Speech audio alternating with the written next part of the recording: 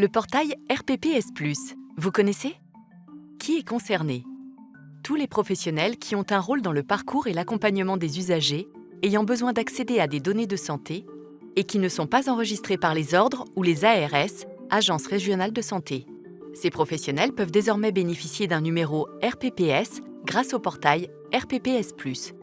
Ce numéro est indispensable pour disposer d'une ICPS et sécuriser l'identité numérique du professionnel qui va accéder à des services numériques en santé. La ICPS ainsi obtenue permettra à ces professionnels, notamment dès début 2023, de consulter chaque dossier médical partagé des usagers, d'accéder au logiciel métier, le dossier usager informatisé, et également d'échanger des données de santé via une boîte aux lettres MS Santé nominative. Pour bénéficier de cette identité numérique, il est nécessaire d'être enrôlé sur le portail RPPS+. Cette vidéo s'adresse aux établissements et services sociaux et médico-sociaux qui vont enregistrer les professionnels qui travaillent au sein de leur structure et présentent les modalités d'enregistrement. L'établissement et le gestionnaire RPPS+ identifiés deviennent les autorités d'enregistrement de leurs professionnels.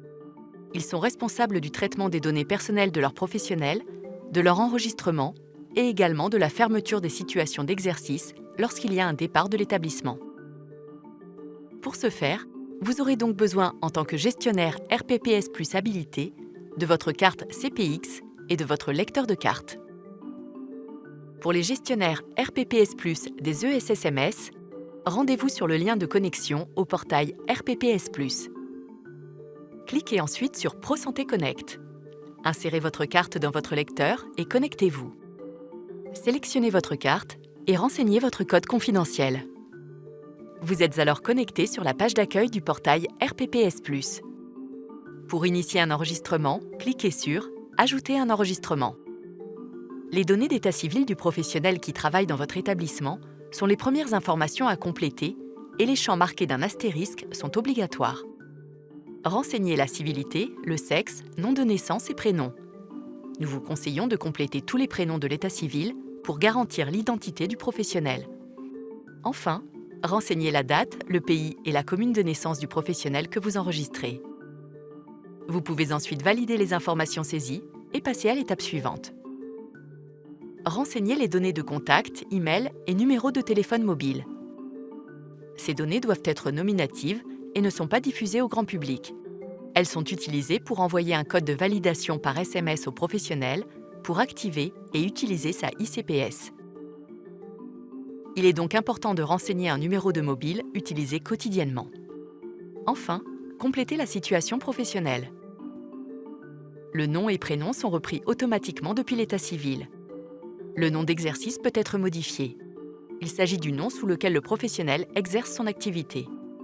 Par défaut, c'est le nom de naissance qui est renseigné, mais vous pouvez le modifier par le nom d'usage. Sélectionnez l'établissement dans lequel exerce le professionnel que vous enregistrez et sa date de prise de fonction. Les champs les plus importants sont la profession qui définit ce qu'est le professionnel. Elle est généralement caractérisée par un diplôme. Le rôle, qui définit ce que fait le professionnel au sein de l'établissement et détermine notamment ses droits d'accès à la consultation des documents du DMP. Ces droits sont définis par la matrice d'habilitation du DMP. Vous confirmez l'exactitude des informations saisies, ainsi que la rencontre avec le professionnel pour le recueil de ses données personnelles et professionnelles.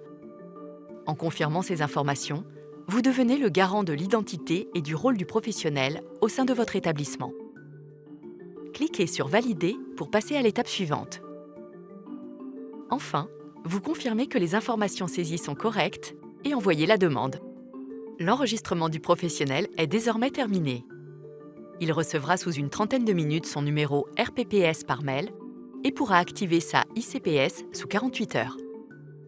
Vous pouvez retrouver l'historique de vos demandes d'enregistrement depuis la page d'accueil du portail dans « Voir les demandes ». La rubrique « Voir les demandes » vous permet de consulter toutes les demandes en cours et passées, ainsi que leur état. Pour ajouter une situation d'exercice, cliquez sur « Modifier un enregistrement ». Recherchez le professionnel pour lequel vous souhaitez ajouter une nouvelle situation d'exercice par son numéro RPPS ou bien son nom et son prénom. Dans l'exercice professionnel, ajoutez une situation d'exercice dans un autre établissement en cliquant sur « Ajouter une situation ». Ajoutez alors une situation d'exercice comme lors d'une demande de primo-enregistrement. Poursuivez et validez.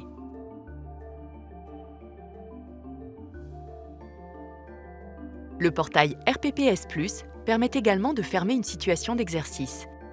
Les gestionnaires RPPS+ ont pour obligation de désenrôler tout professionnel qui quitterait leur établissement pour éviter qu'il puisse accéder au DUI ou aux données du DMP. Pour cela, cliquez sur « Modifier un enregistrement ». Recherchez le professionnel par son numéro RPPS ou bien par son nom et son prénom. Cliquez sur « Rechercher ».